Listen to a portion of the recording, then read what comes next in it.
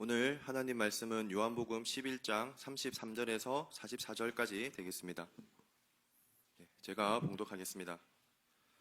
예수께서 그가 오는 것과 또 함께 온 유대인들이 오는 것을 보시고 심령의 비통히 여기시고 불쌍히 여기사 이르시되 그를 어디 두었느냐 이르되 주여 와서 보옵소서 하니 예수께서 눈물을 흘리시더라. 이에 유대인들이 말하되 보라 그를 얼마나 사랑하셨는가 하며 그중 어떤 이는 말하되 맹인의 눈을 뜨게 한 이 사람이 그 사람은 죽지 않게 할 수 없었더냐 하더라. 이에 예수께서 다시 속으로 비통히 여기시며 무덤에 가시니 무덤이 굴이라 돌로 막았거늘 예수께서 이르시되 돌을 옮겨 놓으라 하시니 그 죽은 자의 누이 마르다가 이르되 주여 죽은 지가 나흘이 되었음에 벌써 냄새가 나나이다.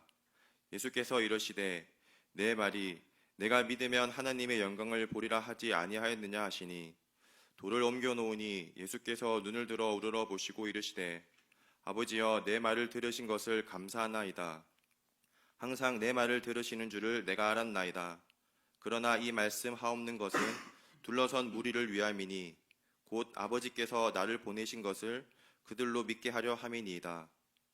이 말씀을 하시고 큰 소리로 나사로야 나오라 부르시니 죽은 자가 수족을 배로 동인채로 나오는데 그 얼굴은 수건에 쌓였더라.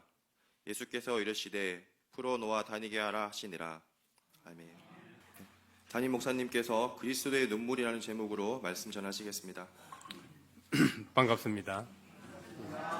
참 좋으신 우리 주님의 은총과 평강이 예배의 자리에 나오신 모든 분들 위해 함께 하시길 축원드립니다.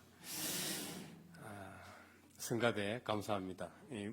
제 몸이 원래 제가 몸치인데 몸이 자연스럽게 움직이는 것을 볼 때 찬양을 하나님께서도 기뻐하셨을 것이라 믿습니다. 첫 번째 스크린을 보면 기독교의 가장 큰 특징을 꼽으라면은 아마도 하나님이 인간이 되어 이 세상에 오셔서 이스라엘 유대 지역에서 활동을 하셨다와 그 다음 십자가 지시고 부활하신 후에는 이제 우주적 그리스도가 되시어 만물 속에서 계시면서 활동하고 계신다. 성령으로 계신다. 이것이 기독교에서 가장 큰 핵심 중에 핵심일 거라고 봅니다. 저는 그래서 우리가 하나님의 현존을 바라볼 때 십자가 전과 십자가 후를 나누어서 구분해서 생각을 해볼 수가 있습니다. 십자가 전에는 피와 살, 인성을 가진 하나님의 아들, 십자가 후 부활하신 후에는 바로 우주적 그리스도로 활동하시고 계시는 분, 이 두 가지를 이제 우리는 하나님의 현존을 바라볼 때 이 두 가지를 구분해서 생각해 볼 수가 있는데, 저는 오늘 설교에서는 십자가 지시기 전 피와 살을 가지신, 인성을 가지신 예수님의 사역에 대해서 생각을 해보고, 다음 주에는 우주적 그리스도에 대해서 생각을 해보겠습니다. 두 번째 스크린을 보면은 오늘 요한복음 성경에 나오는 이야기는 이제 이 요한복음에만 기록되어 있는 내용인데, 이제 지역은 베단이라는 곳에서 일어난 사건입니다. 베다니는 아람어로 가난한 자들의 동네다, 이런 뜻을 가지고 있다고 합니다. 예수님이 나병 환자 시몬의 집에서 식사를 하실 때, 그 시몬이 바로 이 베다니에 살았습니다. 여러분들 한번 생각해 보십시오. 우리 그 식당에 갔을 때 나병 환자가 옆에 있다 그러면은 선뜻 식사할 수 있을 것 같아요? 힘들죠? 힘듭니다. 우리의 이성으로서는 힘들어요. 그런데 예수님은 그 나병 환자 시몬의 집에서 같이 식사를 하시고, 유대인 조금 있는 사람들이 배척하고 싫어했던 사람들과 같이 교제를 나누시고 함께 하셨어요. 이게 이제 우리 일반 인간과 다른 모습이죠. 이 하나님의 마음, 하나님의 심장, 그리스도의 심장이라고 우리는 이제 해야 되겠는데, 그래서 예수님이 시몬 나병 환자 시몬의 집에 유하실 때 그 시몬이 바로 이 베다니에 살았다는 것이고, 또 가난한 자들과 애통해하는 사람들이 거기에 또 많이 살았습니다. 그 중에서 이제 예수님의 사역을 같이 하면서 예수님을 보조하고 도왔던 그 삼자매 나사로, 마르다, 마리아도 이 베다니에 살고 있었습니다. 마리아는 누군지 아시죠? 세 번째 스크린을 한번 보겠습니다. 마리아는 어떤 일을 했죠? 마리아는 예수님이 베다니에 계시다가 이제 십자가를 지시기 위해서 예루살렘으로 입성을 하시게 되는데, 그 이스라엘 가보신 분은 이제 아실 텐데, 그 성전산에서, 예루살렘이 있는 성전산에서 맞은편을 바라보면은 올리브산이에요. 성경에 나오는 감람산인데, 그 감람산의 너머에 베단이라는 곳이 있어요. 그러니까 실제로는 예루살렘과 베다니는 그렇게 멀지가 않습니다. 이제 가까운데, 그 베다니에 계시다가 이제 예루살렘으로 가시게 되는 거죠. 십자가 지시를 가시게 되는데, 이 베다니에서 이제 예루살렘에 십자가로 지시러 가실 때 마리아가 딱 그 타이밍, 미리 이제 장례를 준비하는 그 타이밍을 맞춥니다. 영적 타이밍이라 그래야 되겠고, 달리 말하면 위도와 각도를 잘 맞추었다. 이렇게 우리는 생각을 해볼 수가 있는데, 그때 미리 장례를 준비할 때 어떻게 준비를 했죠? 그 비싼 향루를 예수님의 머리에 붓고 자신의 머리털로 예수님의 발을 씻겨 드렸습니다. 그래서 제자들이 막 난리가 났죠. 그 당시 향유가 비쌌던 것 같아요. 그 비싼 향유를 왜 가난한 사람 도와주지, 그 살 돈이면 왜 이런 데 뿌리냐 그러니까 예수님께서 이제 나와는 있을 시간이 그리 많지 않다. 이 여인은 나의 그 장례를 미리 준비를 한 것이고, 이 여인이 한 행동은 앞으로 복음이 전해질 때 계속 말하여질 것이고 영원히 기억될 것이다. 그러면서 예수님이 이제 그 마리아를 칭찬하게 되는데, 그 마리아예요.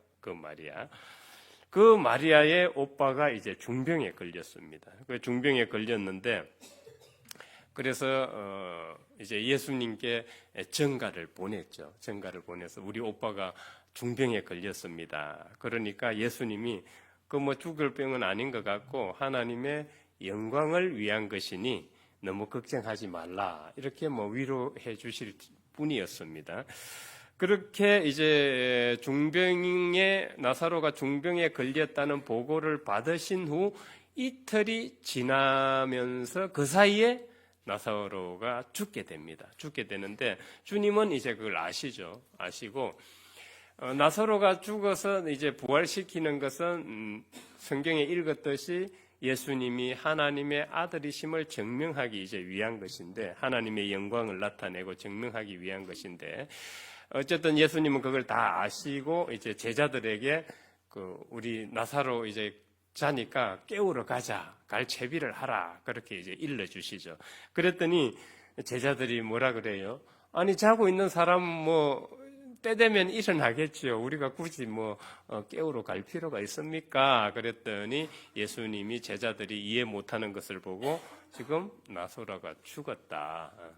나사로가 죽었으니까 우리가 나사로의 그 죽음을 이제 보러 가자 하고 제자들에게 채비를 시키셔서 이제 나사로가 죽었던 베다니로 가게 됩니다. 베다니로 가게 되는데 이제 예수님 일행이 온다는 전가를 받고 마르다와 마리아가 이제 예수님을 영접하러 나오죠. 마중을 나와서 예수님을 맞이하게 되는데 오빠의 죽음에 대해서 애통해하고 비통해합니다. 예수님이 계셨더라면은 우리 오빠가 죽지 않았을 건데 어때요? 그 마리아와 마르다는 예수님의 그 공생애를 같이 따라다녔던 사람들이잖아요. 예수님이 어떤 분이라는 것을 확신하고 있기 때문에 우리 오빠 이 병 이거 걸린 것 좀이야. 예수님이 계셨더라면 아무 문제 될 것도 없었는데 예수님이 계셨더라면은 우리 오빠는 죽지 않았을 겁니다. 하고 그렇게 애통해하고 비통해했습니다. 그 네 번째 스크린을 보면은 그렇게 슬퍼하는 이제 마르다에게 예수님께서 뭐라 그러시죠? 나는 부활이요 생명이니 나를 믿는 자는 죽어도 살겠고 무릇 살아서 나를 믿는 자는 영원히 죽지 아니하리라 하고 말씀을 하셨습니다. 우리는 이것을 예수님께서 슬퍼하는 마르다에게 이 말씀을 하셨을 때 마르다가 뭐라 그래요? 주님은 그리스도시요 세상에 오시는 하나님의 아들이신 줄 내가 믿습니다. 우리가 이제 이 신앙에서 이 믿음을 강조하지 않을 수가 없는 게 이 대목이에요. 복음서를 보면은 환자가 치유받고 낫는 장면에서 예수님이 꼭 뭐라고 하셔요? 믿음이 너를 구원하였다. 이 말씀을 꼭 빼놓지 않고 하신단 말이에요. 그래서 우리가 이 믿음을 강조하는 것은 식상한 것이기도 하지만은 이 신앙에서 믿음을 빼놓고는 또 이야기를 할 수가 없는 것입니다. 그래서 중풍변자가 걷게 될 때 예수님께서 너의 믿음이 너를 구원하였다고 하시고 12의 혈루증을 앓던 여인이 예수님의 옷자락만 만지고 나았을 때도 너의 믿음이 구원하였다 그러십니다. 로마 백부장이 하인이 멀리 떨어져 있죠. 그래서 예수님이 가서 고쳐주려고 했는데 오시지 말고 말씀 한마디만 하면은 우리 하인이 낫겠습니다. 그 믿음이 정말 크다. 결국은 이 믿음하고 치유, 회복은 직접적으로 관련이 되어 있다는 것을 우리는 성경을 통해서 알 수가 있습니다. 그래서 이 믿음이라는 것은 달리 말하면 강력한 신뢰죠. 강력한 신뢰인데 어쨌든 이를 양자 역학으로 본다면은 이 믿음도 에너지예요. 에너지. 우리 안에 에너지가 발생되는 거예요. 그 에너지는 우리 안에만 갇혀 있는 것이 아니라 양자 물리학에서는 우주의 기원과 인간의 기원과 사물의 기원은 다 똑같아요. 근원으로 들어가면은 양자고 쿼크라는 이야기예요. 그러면은 이 우주를 구성하는 물질들이 다 똑같기 때문에 우리의 믿음이 일어날 때 결국은 우주에 있는 에너지와 같이 연결되고 같이 작용을 서로 상호작용하고 정보 교환을 하게 된다는 것까지 우리는 생각을 해볼 수 있게 됩니다. 그렇다면은 우리의 믿음이라는 것이 단순히 우리 안에서 우리의 생각, 우리의 관념으로 끝나는 것이 아니더라. 이것은 에너지가 되어서 하나님이 태초부터 이 세상을 만들 때 그 안에 수면 위에 영이 하나님의 영이 운행을 하셨다 그랬잖아요. 그렇다면 이 만물 속에 하나님이 영이 계신데 그 생명의 영과 영을 활성화시키게 된다는 거죠. 즉 우리의 믿음이 하나님의 생명 에너지장을 활성화시키는 매개가 된다는 것을 우리는 성경을 통해서 생각을 해볼 수가 있습니다. 사실 세상에서도 이런 일이 많이 일어나고 있습니다. 지난번에 한번 말씀을 드렸던 것 같은데 어떤 사람이 말기암에 걸렸습니다. 말기암에 걸렸는데 그 말기암 환자가 이제 의사가 새로운 치료약이 개발되었다고 이제 소개를 했습니다. 이 암 치료에는 뭐 저도 잘 모르겠는데 암 걸려보신 분들 아마 의사하고 상담하면서 새로운 약이 개발됐으니까 이거 한번 써보겠습니까? 아마 이런 제안들을 받는 것 같아요. 그래서 이 환자가 뭐 이제 말기암인데 어떻게 해요? 뭐 한번 해봅시다. 그럼 의사가 이거 하면은 가능성이 있다. 확신을 준 거죠. 그 의사의 한마디는 환자에게 대단히 이제 중요한데 이 환자가 그 의사의 그 확신을 믿고 받아들이고 새로운 그 암 치료를 받은 거예요. 받았는데 조금 몇 달 지나고 나서 확인을 해보니까, 검진을 해보니까 실제로 암세포가 사라진 거예요. 정말 거짓말 같은 일이 일어난 겁니다. 그리고 나서 몇 달 뒤 신문에 우리 대부분 그러잖아요. 이제 뭐 코로나 치료제 개발되고 나서 이게 뭐 좋다, 안 좋다 해서 부작용이 많다, 시시비비가 막 올라오잖아요. 마찬가지로 이 새로운 암 치료제에 대해서도 이제 막 시시비비가 이제 뭐 많은 거예요. 옳다, 그러다, 뭐 이거 아직 멀었다, 불안하다. 그런데 나왔던 그분이 그 기사를 본 거예요. 이 자기가 받았던 이 새로운 암 치료제는 불안정하고 별 효과가 없다. 어떻게 됐을 것 같아요? 그 얼마 안 있다가 다시 재발해서 죽었다고 해요. 이 우리의 믿음이라는 것이 정말 우리의 영혼과 몸을 건강하게 할 수도 있고 우리의 영혼과 몸을 완전히 바닥으로 떨어지게 만들 수도 있어요. 그만큼 이제 믿음은 중요한데 성경에서도 그래서 믿음을 예수님께서 강조하고 계신 게 아닌가 그런 생각을 해보게 됩니다. 아픈 사람이 치유된다는 확신을 가질 때 이 하나님의 생명 에너지장은 이제 활성화되는데 이 세상을 하나님께서 그렇게 창조하셨기 때문입니다. 우리는 뭘 믿는가에 따라서 기도할 때 뭐가 나타나요. 뭘 믿는가에 따라서. 무당을 믿는 사람들은 그 무당이 나타나요. 그 무당이 나타납니다. 우리의 뭘 믿는가 대단히 중요한데 하나님을 믿는 것은 가장 가장 올바른 믿음이 것이라고 저는 확신합니다. 그래서 예수님께서는 마르다에게 나는 부활이요 생명이니까 나를 믿어라. 나를 믿으면은 이제 놀라운 일이 일어날 것이라는 것을 암시하고 계신 거예요. 그냥 예수님이 빈말로 한 것이 아니라 너가 나를 부활이고 생명이라는 것을 믿으면은 너희 오빠에게 지금 놀라운 일이 일어날 것이다. 그걸 이제 요한은 글을 쓸 때 그걸 암시를 하고 있는 것이죠. 앞으로 이제 이 믿음을 가졌을 때 나사로에게 놀라운 일이 일어나게 될 것이라는 것을 암시하면서 기록을 하고 있는 것이죠. 그 5번째 화면을 보면은 주님이 이제 놀라운 일을 하실 건데 그 전에 요한은 예수님도 피와 살을 가지신 그 인성을 가지신 분이심을 먼저 강조를 합니다.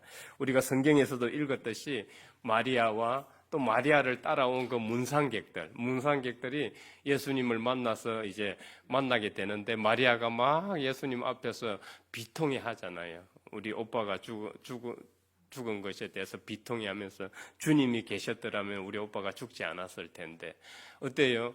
그 자기 형제 자매들 중에 아직 나이가 아직 젊은데 먼저 떠나면은 참으로 마음이 그렇잖아요. 마음이 슬플 수밖에 없고 비통할 수밖에 없는데 그런 이제 심정 그리고 그 주위의 사람들이 같이 슬퍼하는 그 비통해하는 심정 그 마음을 예수님은 같이 공감을 하신 거예요.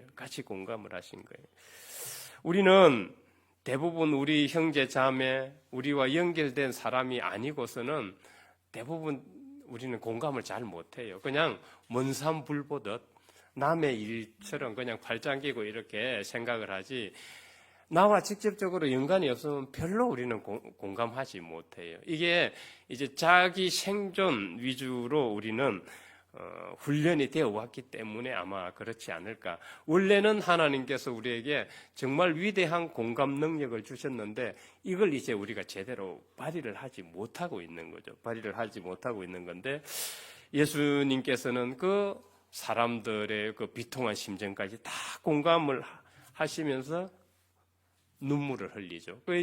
요한은 이 기록을 통해서 예수님도 인성을 가지신 분이고 피와 살을 가지신 분이라는 것을 이제 강조하고 있는 것입니다.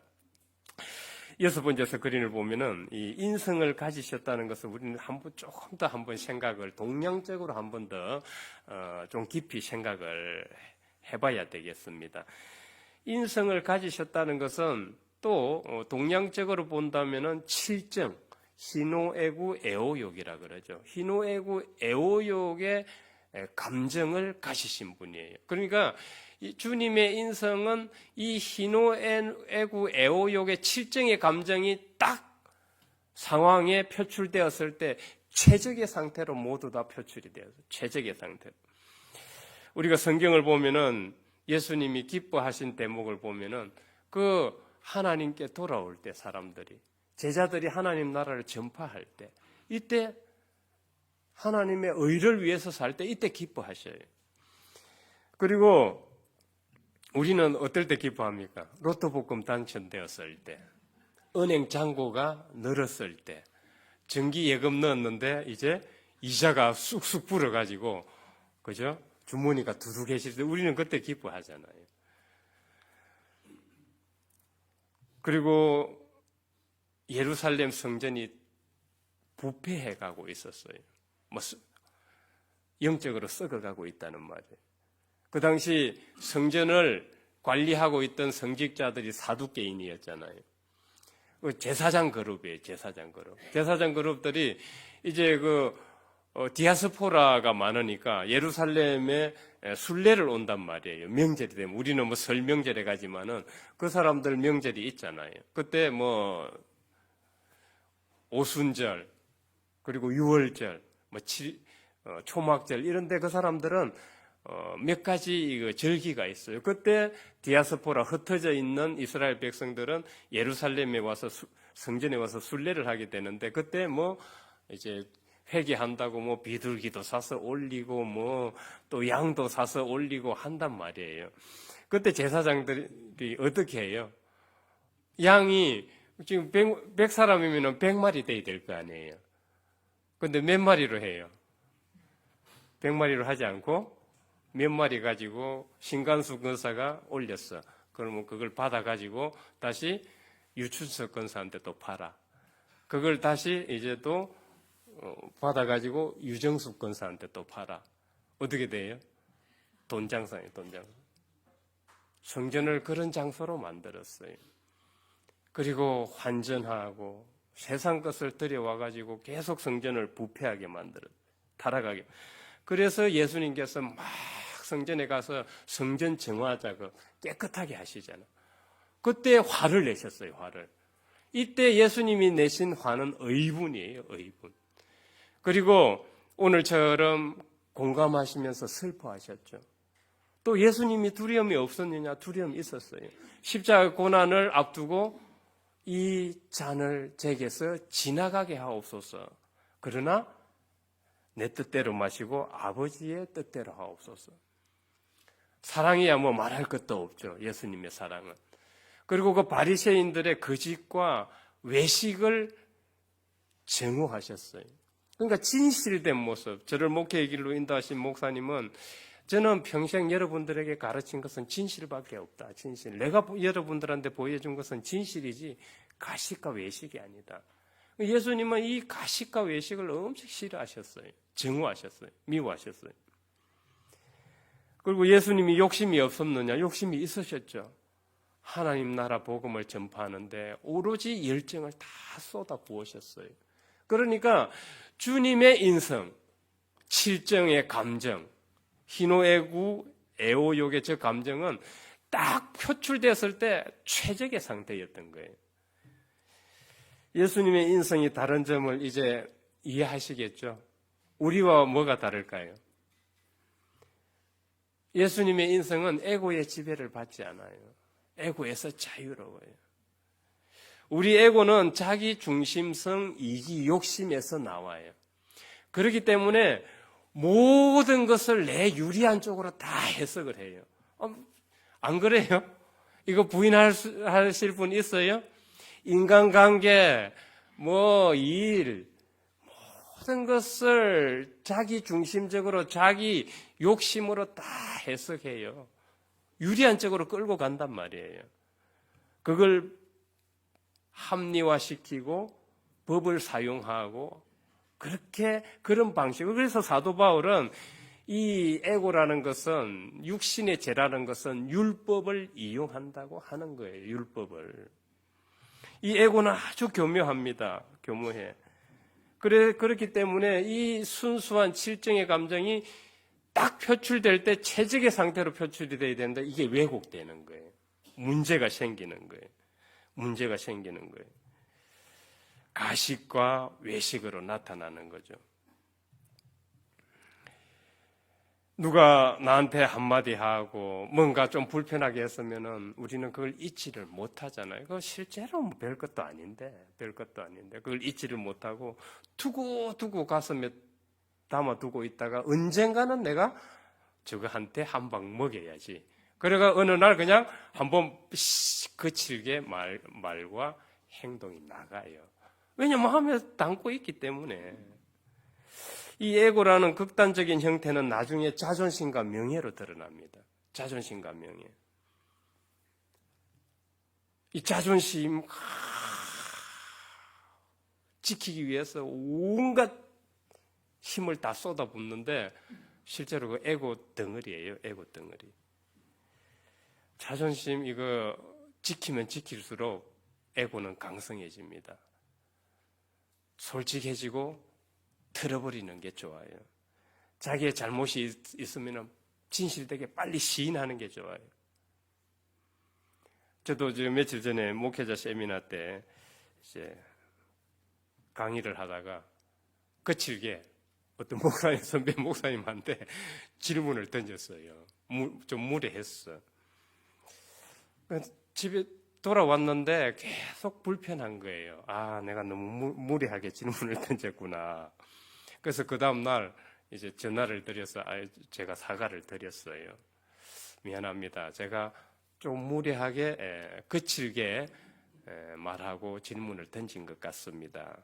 그러니까 그 목사님이 별 그런 생각 안 했다고. 아무튼 그분이 그렇게 생각했든 안 했든 간에 내 마음속에서 이미 불편한 거예요. 내 마음속에서 불편하다면은 그분이 그랬든 안 그랬든지 간에 이거는 지금 지옥인 거예요, 지옥. 하나님 나라 천국이 어떻게 임해요?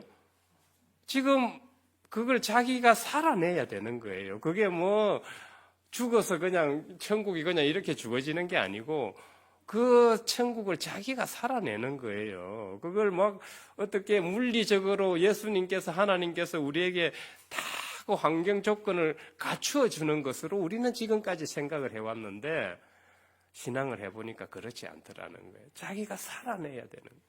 지옥은 자기가 만들어가는 거예요. 지옥은 자기가 만들어가는 거예요. 우리 에고는 참으로 교묘하고 자존심을 지키고 명예를 지키면 지킬수록 강성해져요. 지도교수가 강의를 하고 있는데 그 지도교수한테 발칙한 질문을 던지고 지도교수의 그 내용에 대해서 막 이의제기를 하고 비판을 했다면 그 학생 논문이 통과될까요? 이 에고예요. 교수의 에고예요. 목사의 에고도 있어요. 설교에 목사 설교 비판해봐요. 그 목사 난리 납니다. 이제 그 교인은 앞으로 신앙생활 하기가 힘들어요. 그래서 설교 별로 안 좋지만 비판을 못 하잖아요. 안 그래요? 신앙생활 하기 힘드니까. 목사의 에고 때문에 그런 거예요. 목사의 에고 때문에. 우리는 솔직해지고 진실해지는 훈련을 해야 됩니다. 이 에고를 이기는 다른 방법이 없어요. 특별한 방법이 없습니다. 예수님처럼 칠정의 감정이 딱 상황에 맞게 최적의 상태로 표출되는 걸 이걸 동양에서는 중용이라고 해요. 중용. 아마 그 공자가 예수님을 만났더라면은 정말 위대한 성인이고 훌륭하신 대인이라고 아마 찬탄에 맞지 않았을 겁니다. 왜? 이 사서오경이 우리 사서오경 중에 뭐 논어, 뭐 대학, 중용 다 공자가 썼다고 보는 거예요. 그 중용이 성인이 되는 핵심이에요. 중용이 성인이 되는 핵심인데 그 7번째 스크린을 한번 봅시다. 스크린을 보면은 우리는 일반적으로 4대 성인이다 그래가 예수님 공자 같은 위치에 놓고 있습니다. 그런데 제가 볼 때는 안 그래요. 제가 볼 때는 공자는 아직 많이 밑에 있어요. 왜 그런가 하면은 공자 스스로 자기는 학이지지다 그랬어요. 공자 스스로 학이지지. 공자는 논어에서 생이지지, 학이지지, 고니학지, 고니불학 이 4개를 말했는데 인간의 암과 의식의 단계를 말하는 거예요. 생이지지는 태어날 때부터 아는 거예요. 메시아인가 하나님의 아들인 거죠. 그런데 학이지지는 공자는 배워서 안다고 자기는 학이지지에 있고 자기는 성인의 견줄 바가 못 된다고 얘기했어요. 고니학지는 뭐예요? 곤란하고 어려운 상황에 처해서 비로소 깨닫고 발등에 불 떨어져 가지고 학비 엄청 지불하고 알게 되는 거. 이해되셨어요? 우리는 대부분 고니학지예요. 고니학지. 그렇게 경고하고 알려주고 해도 그때는 몰라요. 발등에 불 떨어져 가지고 이제 어려운 일 당하고 힘든 일 당해서 그때야 비로소 아차 엄청난 학비 지불하고 그때 비로소 배우고 알게 되는 거예요. 그런데 더 문제는 뭐예요? 고니불학. 공경하고 어려운 상황에 처해 있는데도 아직도 가리지 못하고 여전히 배우지 않는 상태예요. 우리는 적어도 최하급 단계는 가서는 안 되겠고 조금 욕심을 부려서 우리는 학이지지는 돼야 되겠습니다. 학이지지. 그래서 이 공자의 수준을 보면은 아직 예수님하고는 생이지지하고는 차이가 엄청나게 있어요. 그래서 공자가 예수님을 봤더라면 정말 위대한 성인이라고 찬탄에 맞지 않았을 것입니다. 않았을 것인데 예수님은 그만큼 동양적으로도 보더라도 중용을 하셨던 그런 분입니다. 예수님의 인성에 대해서 이제 7정에 대해서 한번 생각을 해봤는데 한 가지만 더 생각을 해보겠습니다. 그 예수님의 인성에는 오늘 주제인 성경의 주제인 공감적 영성이 있어요. 공감적 영성. 제러미 리프킨이라는 학자는 그 공감의 시대라는 책을 냈는데 거기에서 공감에 대해서 분석하고 있어요. 공감이 뭐냐 하면은 다른 사람의 고통과 아픔을 내 아픔과 고통처럼 느끼는 것. 그래서 성경에 보면은 예수님의 고통을 설명할 때 자궁이라는 어원을 가진 그 단어로 설명을 하는 거예요. 왜냐하면 엄마가 자기 자식이 아플 때 그냥 아프잖아요. 자기 자식이 아플 때 그냥 아프니까 자궁이 뒤틀리고 고통스러운 그 아픔을 느끼는 것을 두고 예수님의 아픔을 표현하고 있다는 거예요. 이제 제러미 리프킨은 호모 엠파티쿠스 그래요. 호모 엠파티쿠스. 인간은 타고나면서 공감 능력을 가지고 타고난다는 거예요.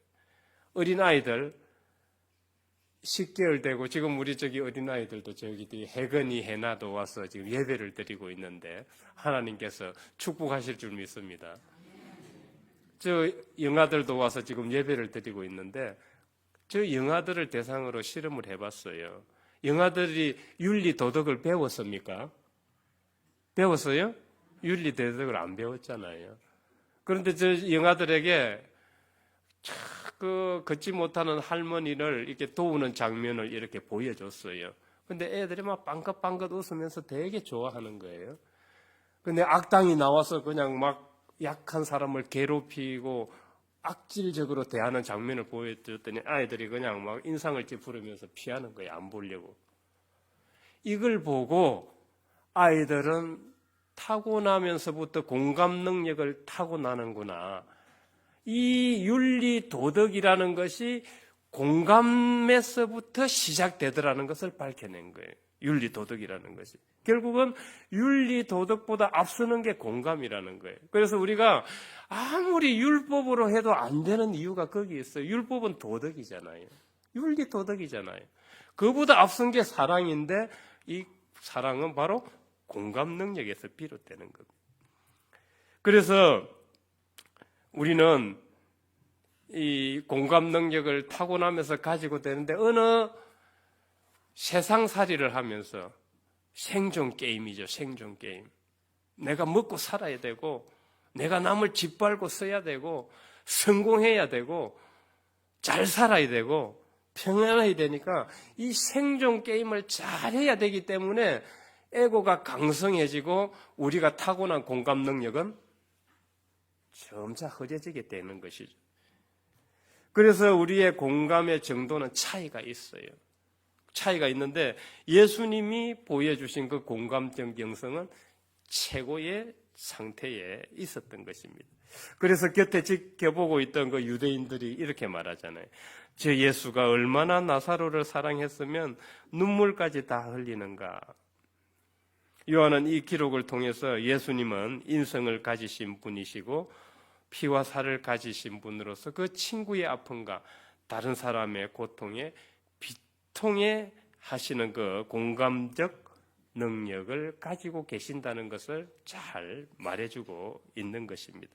우리는 지금껏 예수님의 신적인 측면, 하나님의 아들 이것만 강조해 왔는지도 모르겠습니다.